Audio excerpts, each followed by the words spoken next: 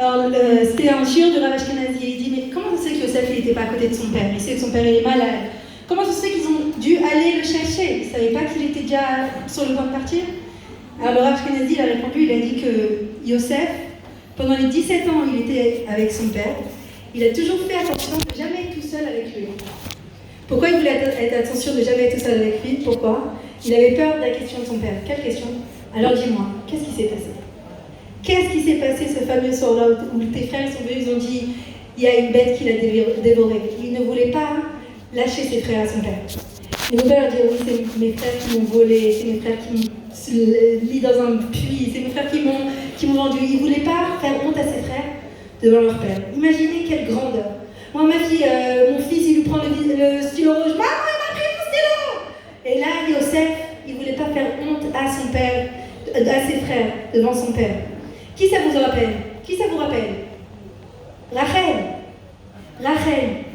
On peut se poser une question. Comment c'est possible que Léa, quand elle vient lui demander l'oudaïm, tu peux, je t'en supplie, me donner l'oudaïm? Ça suffit pas que tu m'aies pris mon mari, tu veux aussi me prendre les l'oudaïm? Comment c'est imaginable que Léa lui réponde comme ça? Comment c'est possible?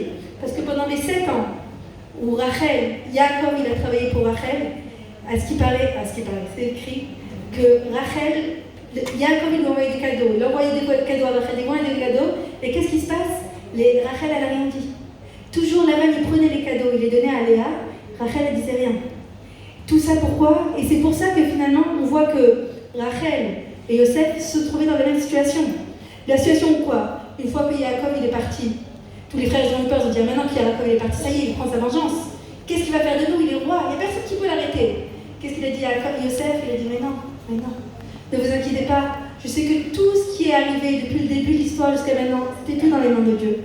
C'était tout la main de Dieu pour m'amener dans la situation où je suis aujourd'hui. Qui est-ce qui a agi de la même façon? Aussi Rachel, quand elle était sur le point, elle aurait très bien pu ne pas donner le simanim. Si elle n'avait pas donné le simanim, alors qu'est-ce qui serait passé? Elle aurait eu honte devant tout le monde. C'est pas de ma faute, écoutez, elle m'a pris mon mari. Donc finalement, qui est-ce qui a donné la force à Yosef de se comporter comme ça? Qui est-ce qui a donné la force à Yosef de pouvoir oublier, de pouvoir dire alors que vous m'avez volé, vous m'avez vendu, vous m'avez jeté dans un puits? Moi je dis c'est tout l'amour de Dieu. C'est quoi qui donnait la force? C'est sa mère, c'est son père.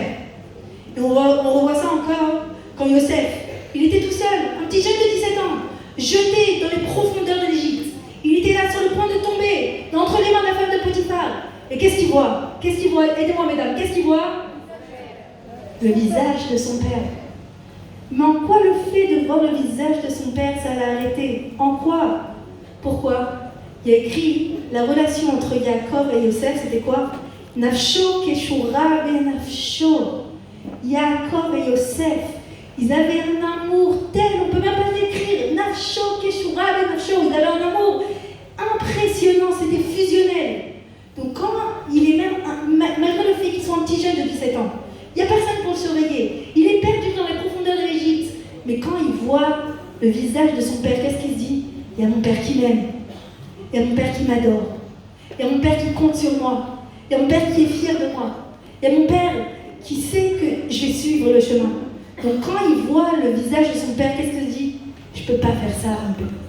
Je ne peux pas faire ça, mon père. Quand il voit le visage de son père, il ne se rappelle pas, fais pas ci, fais pas ça, arrête ça. Il se rappelle, mon père, il m'aime.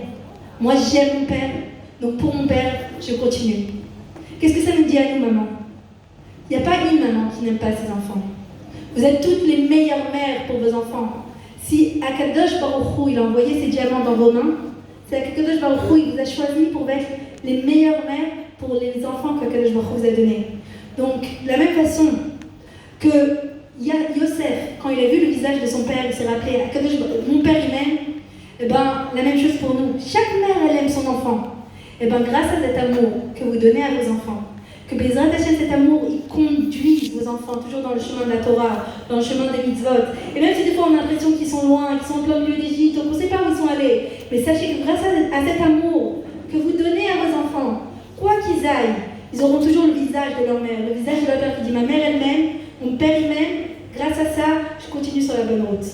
Et sur ça, en fait, on continue que finalement on voit que Yaakov et Yosef et Rachel, ils ont une vie très similaire, parce qu'on a dit voilà, Yaakov, il a été dans Yosef, il a été dans la même situation que Rachel. Il a aussi souvent été dans la même situation que Yaakov, par exemple. Ses frères ont essayé de le tuer. Pour Yaakov, Esav il a essayé de le tuer. La même chose pour Yosef, ses frères ont essayé de le tuer. Plein de similarités, plein de choses, la même chose entre Yaakov et Yosef. Donc on voit que finalement, qu'est-ce qui a donné la force à Yosef de pouvoir traverser toutes ces épreuves? C'est le fait que ses parents, ils les ont traversées avec force, avec dignité, avec joie. Et quand en fait, qu'est-ce qui lui a donné sa force? C'est le fait de les voir.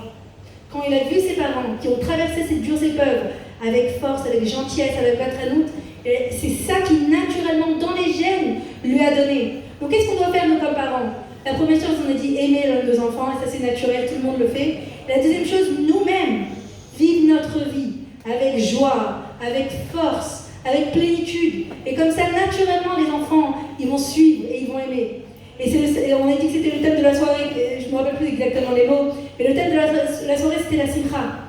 Comment on peut vivre notre vie chaque jour avec la simcha. Et en fait, qu'est-ce qui se passe? Dans notre tête, on a tous un genre de bed-din, un tribunal. Et dans le tribunal, qu'est-ce qui se passe? Il y a l'accusateur qui vient et qui dit alors encore, t'as pas ramené tes enfants à l'école à l'heure, qu'est-ce qui se passe? Qu'est-ce qui va y aller avec toi?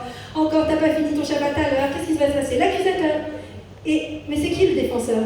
Qui est-ce qui va nous défendre contre ces voix qui essayent de nous casser? La Mishnah, elle dit In en anili mili. C'est qui Ani? Ani, c'est Aïn.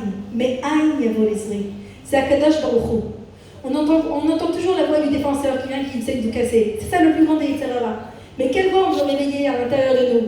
La voix d'Akadosh Baruch Hu. Kol de Mama Dakar. La voix d'Hachem qui vient, qui lui dit mais ma chérie, ma princesse, chaque seconde, si je te donne la vie, c'est que je t'aime.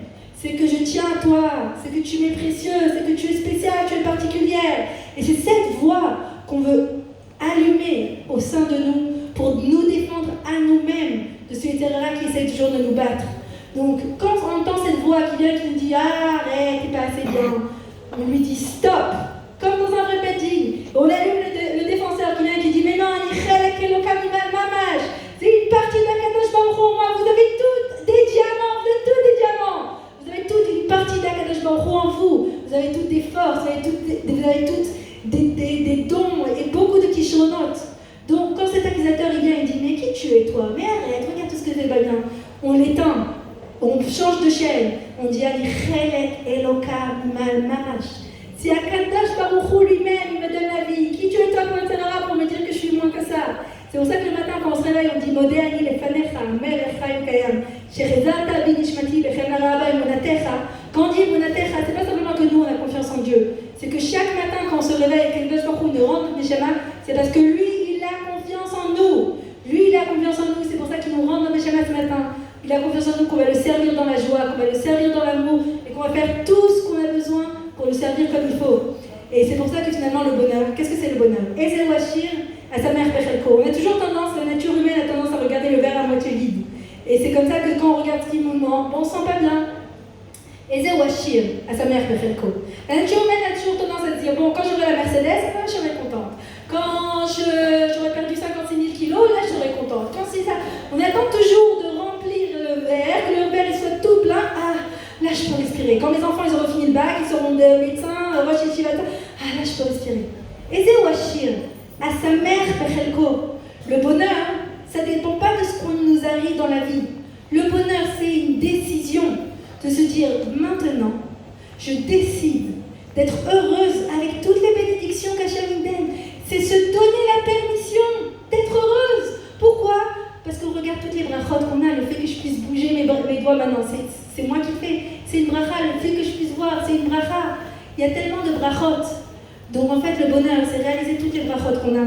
Et c'est Eze Washir à sa mère, Pechelko, être consciente de sa valeur, être consciente de qui on est, être consciente de tous les cadeaux qu'Akadosh Baruch Hu nous donne à chaque seconde, et se réjouir et dire merci toujours à Hachem pour tout ce qu'on a. Et c'est pour ça que reste que, une fois j'avais posé la question à mon père, cette fois de l'autre, j'ai dit mais comment c'est que Yaakov, dès qu'il a vu Rachel, il savait que c'était sa femme. Et elle dit il y a un secret là-bas. Il a écrit que Yaakov c'était le Gilgoul de Adam Arishon. Et Rachel c'était le Gilgoul de Chava. Dès qu'il a vu Yaakov, Rachel il savait que c'était sa femme. Mais quoi? Quand Adam il a fait la faute, et Hachem est parti leur dire alors Yeka, qu'est-ce qui se passe? Comment? Je te dis je t'ai dit de ne pas le manger. Pourquoi tu l'as mangé? Alors, qu'est-ce qui se passe? Qu'est-ce qu'il a dit Adam? Comment il a répondu? Il a dit, c'est à cause de cette femme-là que tu m'as donnée. Alors je me dis, oulala, pas simplement cette femme-là que je t'ai donnée, mais tu sais quelle femme je t'ai donnée? 5 étoiles. Une belle femme que Akadosh Baruch Hu, il a fait de ses propres mains. Une magnifique. En plus, il n'avait même pas de belle-mère. C'est ça, alors Rachel, il n'avait pas de belle-mère. Alors, et il n'avait pas de belle-mère. Et sa femme, elle était magnifique. C'est-à-dire qu'il n'y avait pas une autre mère, il n'y avait pas une autre femme. C'est pas qu'il pouvait se dire, peut-être je me suis trompée, c'était le Shidur d'avant. Une femme. Et avec ça, faite des mains même d'Akadosh Baruch Hu, magnifique, Tzadika. Tu ne peux pas la défendre. Prends sa défense, dis c'est ma faute, moi je prends pour elle.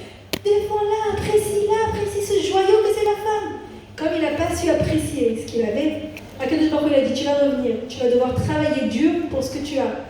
C'est pour ça que quand il est venu, il a vu Rachel, il a dit, ça c'est mon mazal. Mais il a dû travailler 7 ans. Et après, au lieu de 7 ans, il s'est marié avec Léa au lieu de Rachel. Après, il a dû encore travailler 7 ans. Et après tout ça, ils ne sont même pas enterrés ensemble, l'un à côté de l'autre. Tout ça pourquoi? Parce qu'il n'avait pas apprécié ce qu'il avait.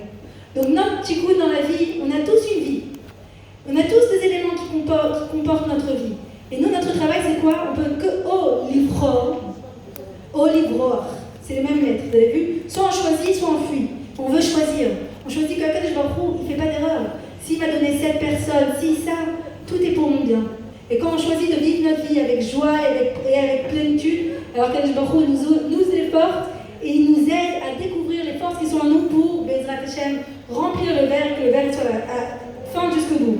C'est pour ça, je finis sur ça, que quand on prend les mots Bereshit Bara et qu'on les met en Adbash, c'est-à-dire à la place du Aleph, on prend le Tav, c'est à la même gematria que Mitzvah et Dola Liot Besimchat Tamid. C'est-à-dire que tout le but de la création du monde, c'est de servir Dieu avec joie, avec force et avec passion. Et c'est ce que je vous bénis aujourd'hui, mesdames. Qu'Akadosh Baruch Hu donne toujours les forces de servir Hachem avec joie, de servir Hachem avec passion, que cette joie, elle vous transforme, elle se transmet pour vous, pour vos enfants, pour vos petits-enfants. Et Mashiach Now!